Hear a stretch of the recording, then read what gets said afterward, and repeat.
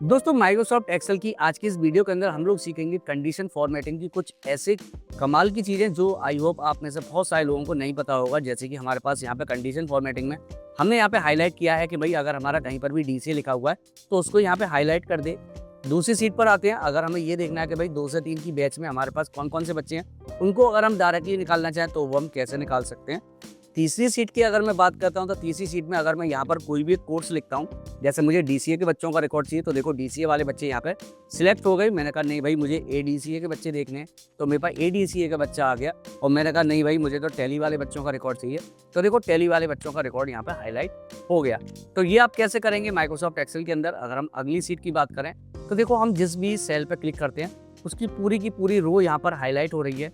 और अगर हम अगली सीट पर बात करें तो हम जिस वाले एरिया पर क्लिक कर रहे हैं उसका पूरा का पूरा कॉलम यहाँ पर हाईलाइट होकर आपको दिख रहा है। और अगर मोस्ट इंपोर्टेंट हमारे पास जो चीज़ है वो है हमारी लास्ट की सीट, जिसमें अगर आप किसी भी सेल पर क्लिक करते हैं उसका रो और कॉलम यहाँ पर एक साथ सिलेक्ट हो रहा है। तो कैसे आप कर सकते हैं माइक्रोसॉफ्ट एक्सेल के अंदर कंडीशन फॉर्मेटिंग को यूज करके इतनी सारी तरीकों से आप अपनी कंडीशन फॉर्मेटिंग को लगा सकते हैं। तो चलिए शुरू करते हैं अपनी वीडियो को और देखते रहिए शुरू से लेकर एंड तक। वीडियो को मिस मत करिएगा, क्योंकि दोस्तों ये वाली जो कंडीशन है इसको हम लोग बोलते हैं फोकस सेल, जो कि माइक्रोसॉफ्ट एक्सेल 365 के अंदर है।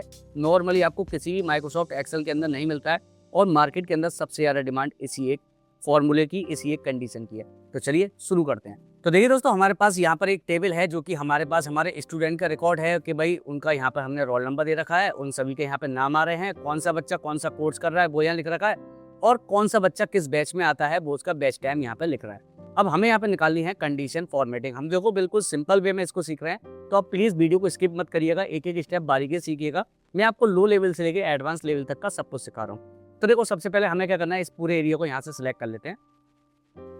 अब हमें क्या करना है, होम पर आना है और यहाँ पे आपको मिलेगा कंडीशन फॉर्मेटिंग। तो हम यहाँ कंडीशन फॉर्मेटिंग पे क्लिक करेंगे और यहाँ पे आपको मिलेगा हाईलाइट सेल रूल्स, इस पर क्लिक करेंगे और यहाँ से हम आ जाएंगे इक्वल टू।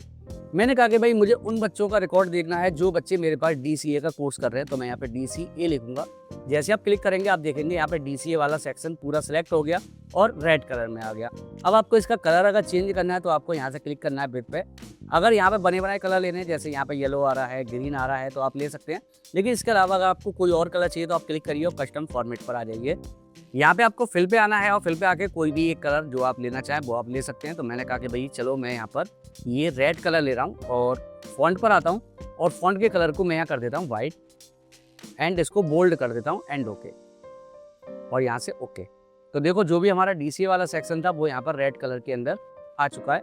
इसके बाद मैं इसी सीट के कॉपी कर लेता हूँ, तो मैं राइट क्लिक करता हूँ, मूव एंड कॉपी सीट पर जाता हूँ और यहाँ से मेरे पास जो ये सीट चल रही है जूल वाली, मैं इस पर क्लिक करता हूँ और यहाँ से क्रिएट कॉपी कर लेता हूँ। तो देखो मेरे पास एक और कॉपी आ गई।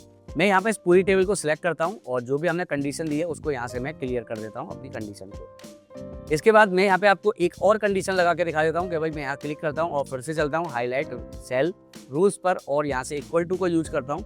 मैंने कहा कि भाई मुझे 2 से 3 वाले बच्चों का रिकॉर्ड चाहिए। कौन से? पीएम वालों का। 2 से 3 पीएम वाले बच्चों का रिकॉर्ड चाहिए।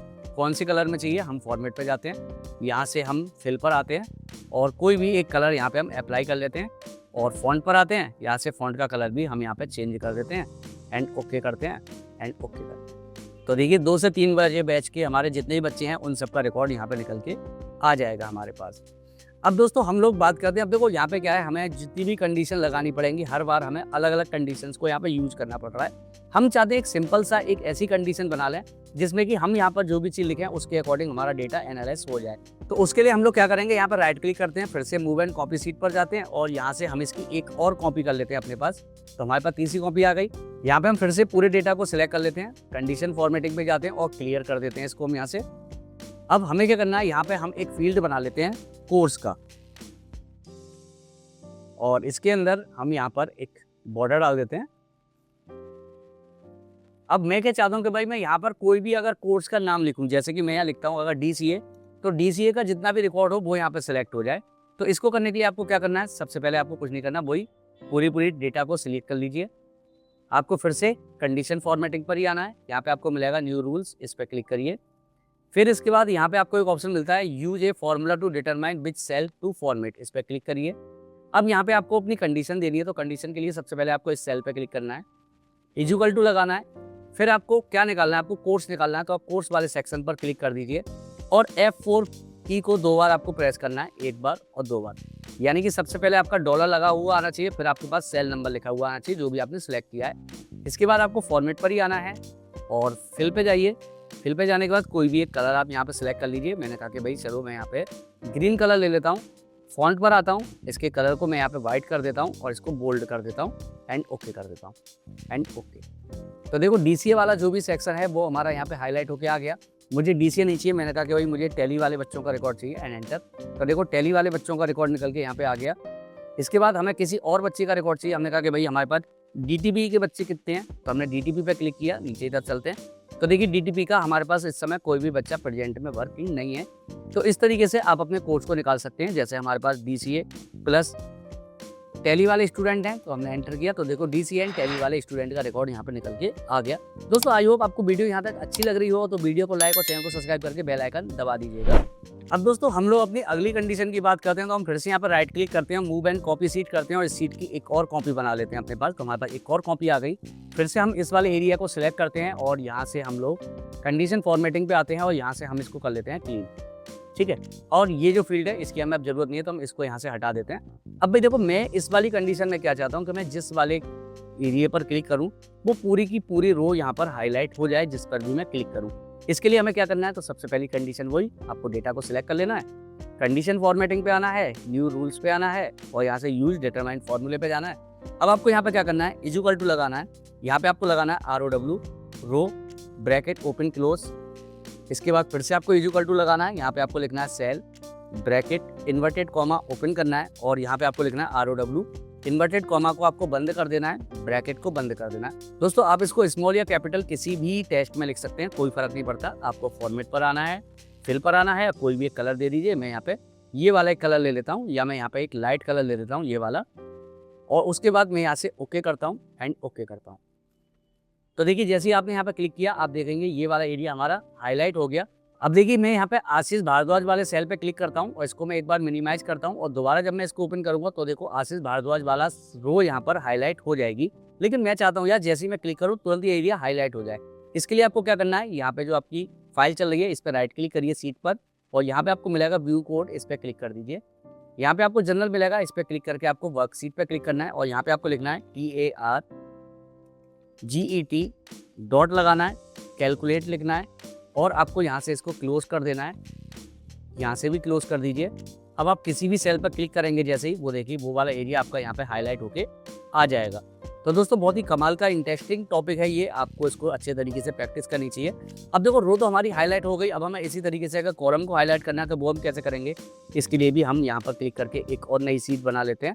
तो हम इसके लिए एक और नई सीट बनाते हैं और यहाँ पे जो भी हमने कंडीशन दी है उसको यहाँ से हम क्लीन कर देंगे, या आप चाहें तो इसी कंडीशन के अंदर आप इसको लगा सकते हैं।